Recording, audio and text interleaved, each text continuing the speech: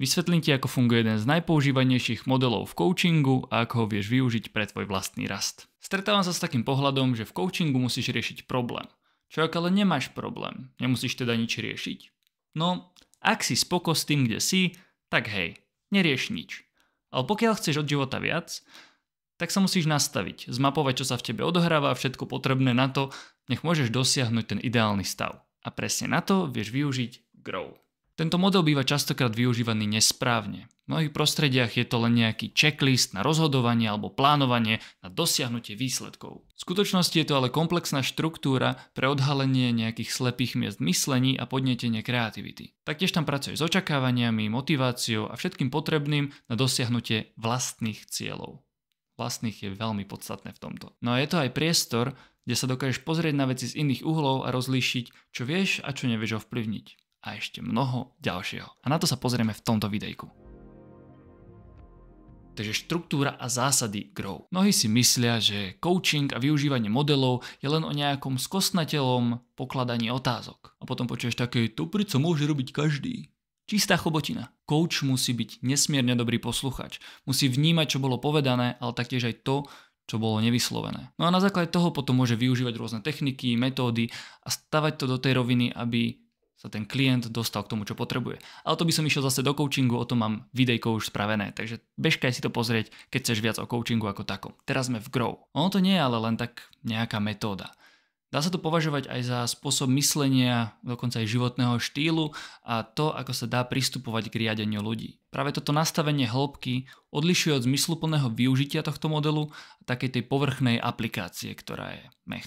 Grow nie je o tom, čo máš robiť, ale o tom, ako premýšľaš o danej téme, čo robíš bežne, o čo sa vieš oprieť a až následne dokážeš skladať to, čo potrebuješ pre dosiahnutie daného cieľa. Hlavne to pre teba musí byť dôležité a aktuálne. Až potom môžeš premýšľať nad tým, aké sú reálne možnosti a ako si postaviť dané akčné kroky. Jadrom filozofie Grow je, že máme v sebe riešenia na všetky problémy a odpovede na svoje otázky, ktoré nás následne podnecujú k rastu. Na toto ale častokrát tí manažéri, ktorí zneužívajú Grow, kašľú. Im je jedno, že čo chce zamestnanec. Oni chcú dosiahnuť výsledkov, tým pádom tam sú tie manipulácie, ohýbajú si ten model tak, aby im to vyhovovalo, aby dosiahli svojich výsledkov, ktoré ale nie sú dlhotrvajúce. To je ale úplne jedno. Vtedy je problém, že coaching je spájaný s takýmto prístupom a hádže to veľmi negatívne svetlo na coachingovú profesiu ako takú. Nehovorím, akože sú niektoré firmy, ktoré platia profesionálnych coachov, aby im pomohli a naozaj im záleží na to, aby zamestnanci mohli rásť v danej firme. Ale je to skôr výnimka než pravidlo. Preto je dôležité, na akých pilieroch stojí Grow ako taký.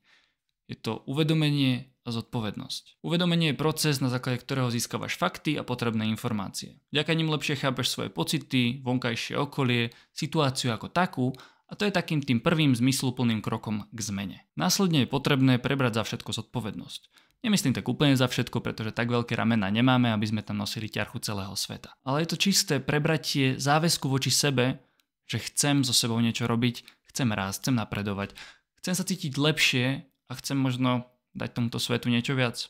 To už sú ale tie veci, ktoré sú nadstavbové. Keď sa bavíme čisto o sebe, tak pokiaľ máš plné porozumenie toho, čo sa v tebe odohráva, dokážeš za to prebrať zodpovednosť, nebudeš sa haniť alebo si nakladať, lebo jednoducho príjmaš, čo sa v tebe deje, tak dokážeš ísť úplne iným tempom.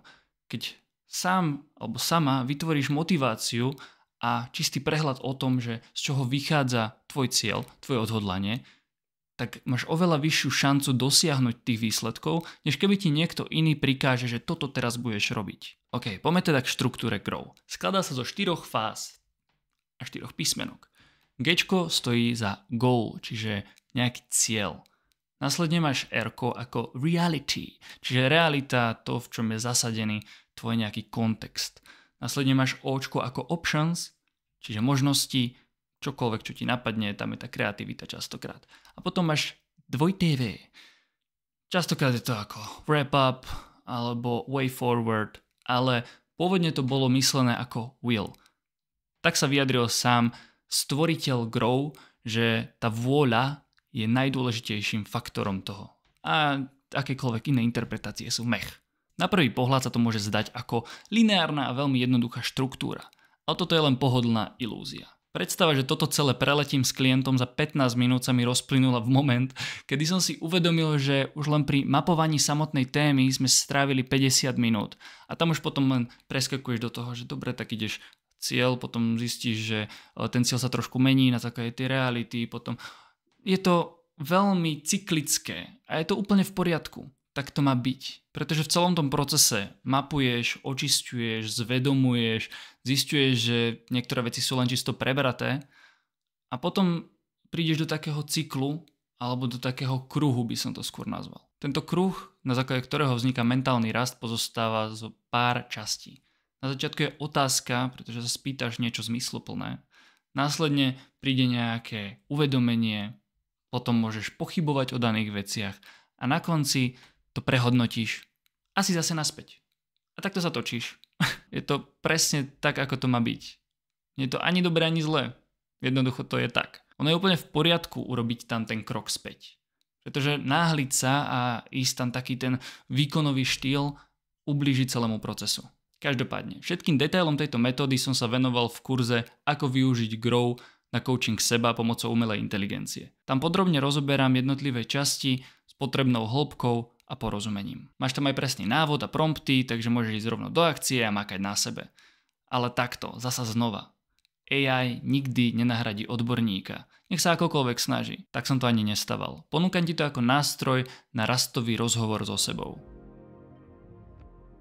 A teraz už poďme na kontext a pôvod Grow. Skúsim to veľmi z rýchlika, ospravedlňujem sa vopred za mená. Vytvorili ho priekopníci v oblasti coachingu Sir John Whitmore, Graham Alexander a Alan Fine v 80. rokoch 20. storočia. Mal slúžiť ako nejaká protiváha tomu direktívnemu manažerskému štýlu. Grow má korene ale v koncepte Inner Game, ktorý formuloval Timothy Gallwey. Ako tenisový tréner si všimol, že najväčšou prekážkou športovcov a ich nejakého výkonu nebolo ani tak fyzično. Dokonca to nebola ani technika. Boli to veci, ktoré sa odohrávali v nich vo vnútri. Takzvané rušivé vplyvy. Niečo ako sebakritika, strach a pochybnosti. Predpokladám, že tam bolo aj porovnávanie. Jeho metóda sa zameriavala na to, ako potlačiť toto vnútorné chaosenie a vedieť sa cez to preniesť, aby mohli tí športovci využiť svoj vnútorný potenciál. Tento model je ale v podstate inšpirovaný sokratovským dialógom, lebo je tam veľa otázok, ale vychádza aj z nejakej humanistickej psychológie. Ako som spomínal, tak Grow sa dosť zjednodušil pre to firemné prostredie. No a tým sa logicky stratila tá hĺbka. Pre mnohých to stále predstavuje len nastavím si cieľ a plán, hola hej. Vo vrstve ho ale chcem vrátiť späť k podstate. Nejako dosahovanie nekonečných cieľov a výsledkov, ale uvedomenie seba a spoznanie tej svojej vlastnej cesty. Samozrejme sa dá využiť na produktivitu, ale je oveľa viac cool, keď ideš do hĺbky a odkrývaš tie vrstvy a čerpáš ten gold. A preto si skús predstaviť Grow ako mindset. Mám pocit, že v tejto dobe je prechod z tej veľmi fixnutej mysle na výkon do tej objaviteľskej, občas možno až detskej, veľmi podstatný na to, aby dokázal človek fungovať autenticky a prejavovať sám seba plnohodnotne navonok a dosahoval to, čo naozaj chce. A potom mohol na základe toho aj nejako zdravo rásť. Vieš sa tým naučiť nejako mapovať svoje vnútorné presvedčenia, ilúzie, nejaké zdroje a to, čo ti slúži, ale aj to, čo ti neslúži. Čerpať motiváciu. Vedieť, že čo vlastne je odohrávajúc sa v tvojom vnútri. Pre zjednodušenie, čokoľvek z čoho vieš čerpať na ceste za tým ideálnym fungovaním. Základom je flexibilita a zvedavosť. Čiže v prvom rade potrebujeme pretransformovať takéto musím všetko dosiahnuť hneď a teraz a strašne veľa, lebo hentam tí sú tam, na niečo viac prirodzené. Skús takto. Komplexne a vnímavo. Viem, čo chcem, prečo to chcem, o čo sa viem oprieť na tej ceste k tomu dosahovaniu. Viem, čo ma blokuje alebo čo mi stojí v ceste a viem, ako to prekonať. Viem, že to je moje. Ako to znie? Bomba, ne? A presne preto sa nedá ani zostať zaseknutko vo zvieracej kazajke a pravidlami vytesaných do kameňa v rámci tohto modelu. Neexistuje také. Medzi tými jednotlivými fázami je potrebné prechádzať plynulo podľa toho, čo si vyžaduje konverzácia. A keď pracuješ so sebou, tak si vieš uvedomiť, kde sa práve nachádzaš, koľko ešte potrebuješ hĺbky, kam sa chceš posunúť, kde sa potrebuješ vrátiť. Všetky tieto uvedomenia ti pomôžu k tomu, aby ten proces bol čo najefektívnejší. Dôvod, prečo je Grow tak silný nástroj, je to, že v každej tejto časti vstupujú do procesu nejako emócie. Viac alebo menej, ale sú tam. A tie sú maximálne ľudské. Čo je viac ľudské než emócie? No a preto potrebujeme vedieť, čo môžeme očakávať. A na čo sa pripraviť, s čím pracovať.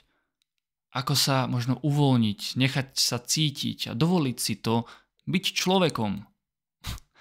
Pri kom inom než pri sebe samom si mám dovoliť byť človekom a plnohodnotne cítiť všetko. Nie sme stroje. Možno čo skoro budeme kyborgovia. Nech. To, čo som si odsledoval, je, že častokrát sa klient zasekne v nejakej emócii, pretože to nemá ukotvené. Nevie, prečo sa v ňom odohráva to, čo sa odohráva a nepustí ho to už ďalej. Ak je to príliš bolavé, tam už je coaching. Tam treba vyhľadať terapeuta, rozobrať to, precítiť to, pustiť to. Strašne som to zjednodušil. V coachingu ale vieme pracovať s nejakými blokmi, nejaké sklamanie alebo veci, ktoré človek nemá pod kontrolou, ale vie ich získať pod kontrolu. Pri coachingu sa vždy sústreďuješ práve na to pozitívne, na tú budúcnosť, na tú predstavu toho, že veci môžu byť super. Lebo môžu byť super, vždy môžu byť veci super. No a keď si navnímaš, že to je super, alebo to môže byť super, tak to je presne to, čo chceš. Potrebuješ nejakú spätnú väzbu aj od tvojho emočného prežívania. To sa volá, že somatické markery. Vtedy vieš, že veci sú nejako v súlade s tebou a cítiš, že to je správne. Ak ale s emóciami nepracujeme, Grow sa mení na technokratický to-do list. Nehovorím, že nefunguje, ale nefunguje dlhodobo. Čiže ten zmysel je taký so-so. Emočná transparentnosť je kľúčová. Ono častokrát ani nejde o to, že čo chcem, ale čo si dovolím chcieť alebo cítim, že chcem. No a keď toto chýba, tak sme na takej tej hranici zlého využívania Grow. Takže už sme konečne tu. Mnohé veci som načrtol už v rámci tohto videa. Pozri sa na to takto. Ľudský mozog má tendenciu byť lenivý. Minimalizovať kognitívnu námahu. To znamená, že hľadáme rýchle riešenia. Návody, čokoľvek, čo nám niekto vyrieši za nás. Uprednostňujeme takýto prístup pred komplexnou reflexiou a pochopením. Že správny coach ti radu nedá. Na všetko si musíš prísť zvnútra. Tu si potom neplaťme mentoring a všetky tieto veci. Dobre, tam odlišujeme. Coaching, mentoring, poradenstvo a všetky tieto srandy. No a práve tu je tá krása. Prečo je ten Grow náročný urobiť dobre? Pretože občas bolí. Odhaluješ, kde možno klameš seba. Kde sú nejaké veci, ktorým nechceš čeliť. Čo ťa blokuje, čo ťa drží späť. Ale ako som povedal, pretransformovávaš, pracuješ s tým.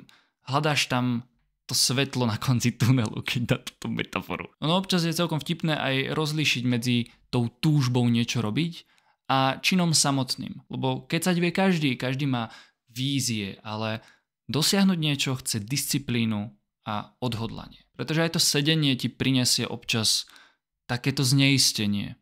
Následne pochopenie, pokiaľ k tomu dokážeš prísť. Ale ten komfort ide občas dopreč. Lebo tam nemá čo robiť. Makanie na sebe v rámci tohto modelu nie je, že teraz si odškrtám 4 písmenka, ku každému dám nejakú jednu otázočku, nejaké odpovede a potom zrazu som z počku, život sa mi zmenil 473 stupňov. Asi nie. Takže vtedy vynechávaš hĺbku. Potrebuješ sa spýtať tie otázky, ktoré sú nepríjemné. Prečo je toto pre mňa dôležité? Z čoho to pramení?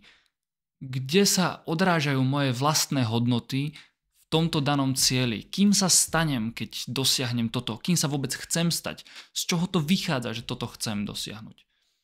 Strašne veľa vecí, ktoré tam vstupujú do tohto procesu. Bo keď sa spýtaš len také, že čo chcem dosiahnuť, na to existuje odpoveď, ale veľmi veľa sa tam neskrýva. Možno to aj dosiahneš, ale nakoniec budeš nespokoj, lebo možno to bolo niekoho iného. A teraz na záver to podstatné. Na to, aby ti Grow fungoval plnohodnotne, spýtaj sa otázku. Dokážem sa vidieť, vnímať, cítiť. Dokážem čeliť výzvam, ktoré možno mi nebudú príjemné, ale viem, že z tohto dokážem jedného dňa čerpať natoľko, že budem žiť ten život, ktorý žiť chcem. Otáznik. Tam je to zlato. Tento model nie je tvrdý, ani mäkký. Nie je EZO a nie je ani korporátny. Je presne taký, aký si ho urobíš a ako k tomu budeš pristupovať. Je veľmi tvárny. A keď ho zoberieš pod svoje krídla a budeš koučovať seba cez tento model, o to väčšiu slobodu v tom máš. Síce je to náročnejšie, lebo ti tam nikto ten priestor nedrží a musíš byť oporou pre seba, ale to vie byť veľmi pekný proces. No a presne o tomto som robil ten kurz. Strašne ma to bavilo robiť, pretože som videl v tom ten potenciál. Už len sám, keď som to tvoril, prechádzal tými informáciami, spracovával, testoval. Je to veľmi nabušené, je to fakt skvelé. Normálne nemôžem až takto chváliť svoj produkt, pardon. Ale verím, že ti to dokáže priniesť nejakú štruktúru. Nemá ťa to zaboxíkovať do nejakého modelu. Má ti to otvoriť možnosti na nejakú prácu so sebou. A je to skvelé. Ak ťa bavil tento náklad o Grow, tak budem veľmi vďačný za nejaký páčik, odberanie, alebo to pošli niekomu, kto si myslíš, že by to dokázal využiť v rámci svojho osobného rastu. Držím palce, užívaj dníček a maj sa ako chceš.